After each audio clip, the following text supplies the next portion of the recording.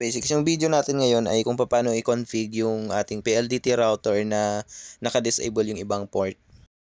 Na dapat connected ka sa Wi-Fi ng inyong router, yung PLDT router. Yan, make sure na connected ka dito.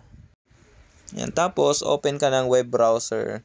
Gawin natin na dapat naka-desktop mode yung ating browser para mas madali na makikita mo. Kumbaga mas parang desktop lang siya, parang PC. Tapos i-type natin yung IP address ng ating router.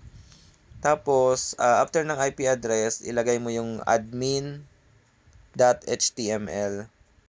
Tapos ang username niya, ang default ay admin PLDT, at yung password dito, kung hindi mo pa napapalitan yung dating password or yung original na password ng modem, ay ilalagay ko na lang sa comment section yung default password niya.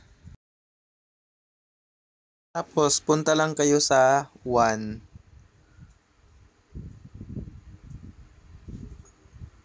Okay, tapos dito sa pangalawa, yung may nakalagay na TR069 internet, i-click nyo lang yan.